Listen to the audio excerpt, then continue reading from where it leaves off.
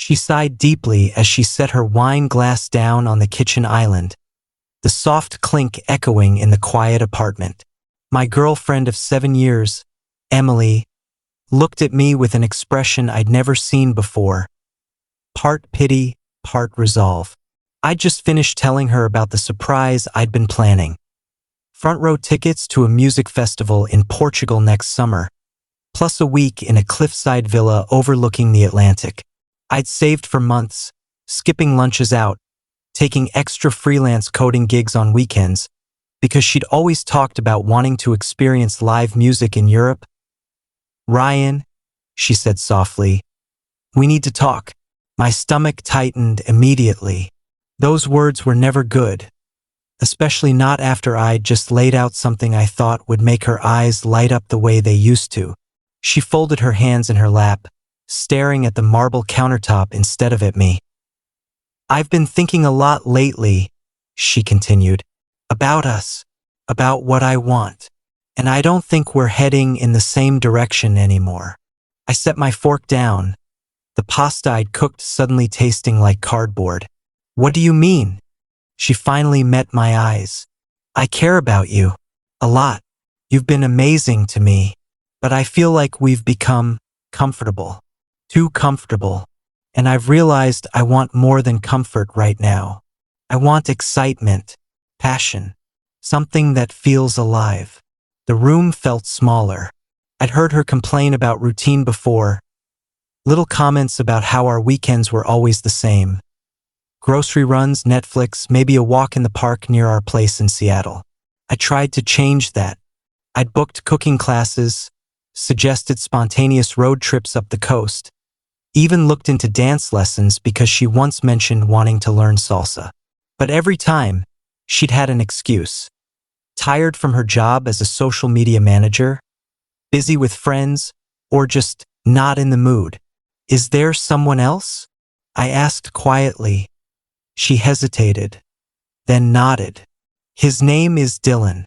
He's a photographer I met through work. We've been talking a lot and spending time together. It's new, but he makes me feel things I haven't felt in a long time." The air left my lungs. 7 years. I'd met her right after college, when she was struggling to break into marketing and I was grinding through entry-level software development. We'd moved in together after 2 years, built a life in this apartment with the big windows and the balcony where we used to watch sunsets. I'd supported her when she quit her toxic agency job to go freelance, covering rent and bills for nearly a year while she built her portfolio. I'd celebrated every client win with her, stayed up late helping her brainstorm campaign ideas, even designed a custom website for her business for free. And now this. "So you've been seeing him while we've been together?" My voice stayed even. I didn't raise it. I'd never been the yelling type. She shifted uncomfortably. "It's not like I planned it. Things just happened.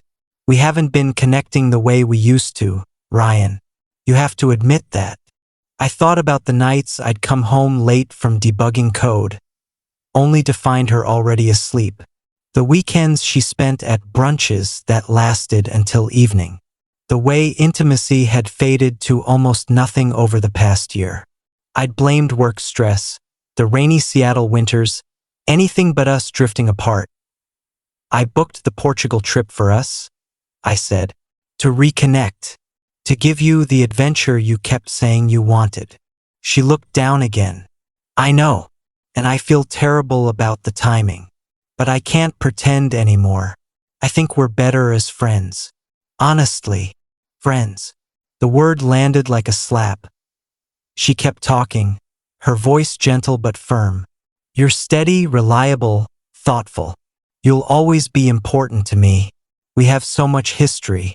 Maybe we can still hang out sometimes? Keep things civil." I stared at her, trying to process. She just admitted to seeing someone else, ended our relationship, and now wanted to stay buddies. Like none of it mattered. "And the trip?" she added quickly. "You already put down the deposit, right? It's non-refundable. I'll pay you back my share eventually, I promise. But maybe we could still go?" As friends, it would be a shame to waste it. There it was. The assumption that I'd still fund her vacation. Even after she'd chosen someone else, I took a slow breath. No, she blinked. No to what? No to staying friends. No to the trip together. No to pretending this is okay. Her mouth opened slightly, like she hadn't expected resistance. Ryan, come on. Don't be like that. We can be adults about this. I am being an adult, I said calmly. I'm accepting your decision. But friendship isn't something I can offer right now. And the trip was for us. Since there's no us anymore, I'll figure something else out. She looked almost confused, like my lack of anger was throwing her off script. You're really just okay with this? I'm not okay, I admitted, but I'm not going to fight you on it. You've made your choice. I stood up, cleared our plates, and started washing them in the sink.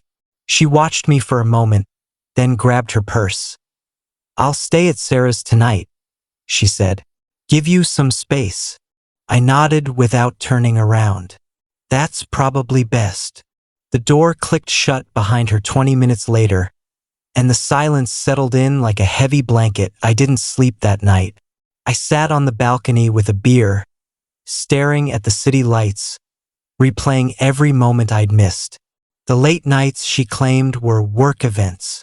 The way she'd light up talking about Dylan's travel photos from Morocco and Iceland.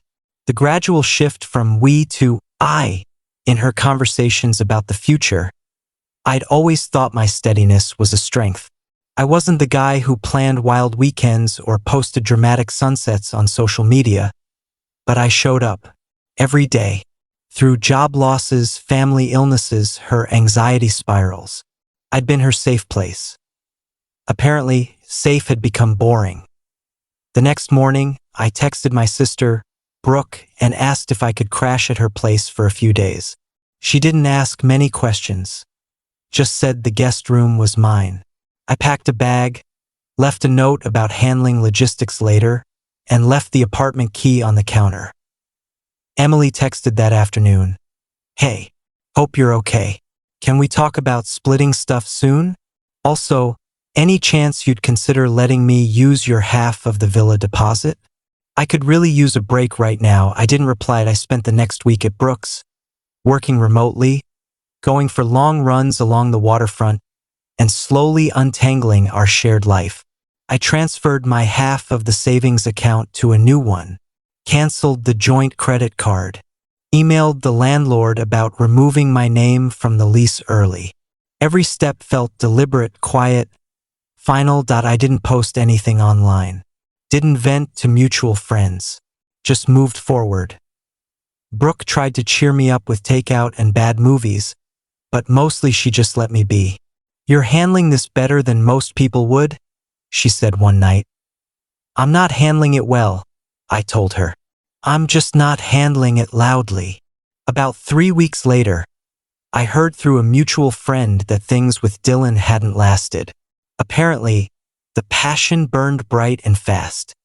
He'd moved on to someone new within a month, leaving Emily reeling.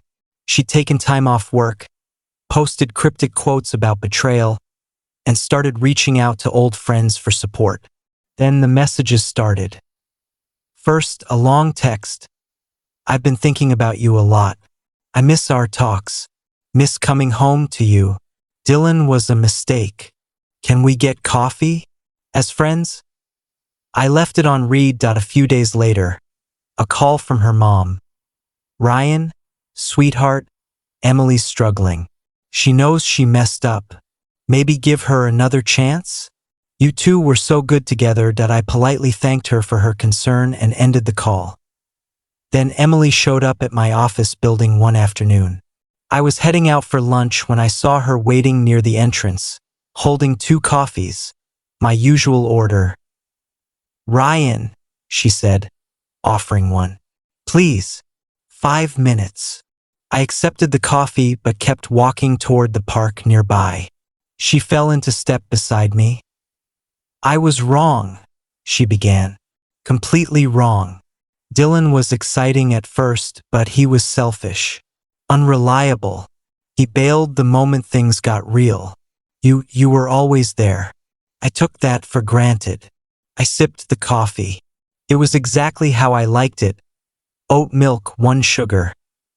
I'm sorry, she continued, for how I ended things, for hurting you. I miss you, miss us, and I could really use that Portugal trip right now. Work's been awful, and I'm behind on bills since I took unpaid leave. Maybe we could go together, reconnect, or at least, could you spot me for my half? I'll pay you back, I swear. I stopped walking. Emily, I'm glad you're reflecting. But no, we're not going together. And I'm not covering your half. Her face fell. You're still angry. I'm not angry, I said. I'm done. She tried one more time a week later, showed up at Brooke's building somehow, waited in the lobby. Brooke texted me a warning, so I met her downstairs. I'm struggling, Ryan, she said, voice breaking. Friends are pulling away because I vented too much online. My freelance clients slowed down. I need help. From someone who actually cares. I looked at her, really looked. She seemed smaller somehow. Tired. But I felt nothing pull me back. You made your choices, I said gently. Now you live with them. I'm moving forward. She started to argue, voice rising, but the doorman asked her to leave. I went back upstairs without looking back. By then, I'd been talking to someone new. Her name was Claire, a project manager I'd met at a tech meetup. We'd grabbed drinks a couple times, then dinner. She was sharp, funny, loved hiking and live music, and never once made me feel like stability was a flaw.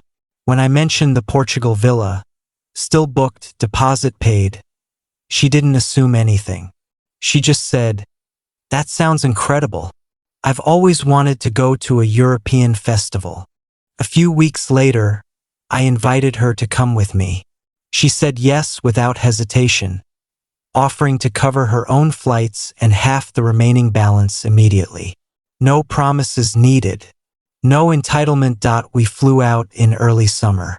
The festival was everything I'd hoped, sun-drenched stages, crowds singing along under string lights, late-night walks through cobblestone towns.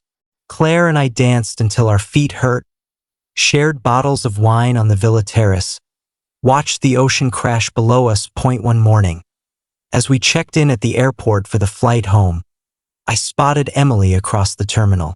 She was alone, backpack slung over one shoulder, looking exhausted. Our eyes met. She started walking toward us. Claire noticed the tension and squeezed my hand. "Ryan," Emily said when she reached us, voice shaky. "You're here. With her." I nodded. "This is Claire." Emily glanced at Claire, then back at me. "I heard you were still going. I thought maybe I could tag along, split a room or something. I really need this break. Things have been awful." Claire stayed quiet, letting me handle it. "No," I said simply. Did Emily's eyes filled. "Please, I know I messed up. I see that now. You were the best thing in my life, and I threw it away for nothing. I'm sorry, truly." A few people from our old friend group were nearby, waiting for the same flight. They watched quietly. "I appreciate the apology," I said, "but the answer's still no. I've moved on. I hope you find your way, Emily. Take care." She started to protest, voice rising, but I turned away. Claire and I walked toward security, hand in hand as we boarded. I glanced back once. Emily stood alone in the terminal, watching us go on the plane. Claire leaned her head on my shoulder. "You okay?" I smiled. "Better than okay."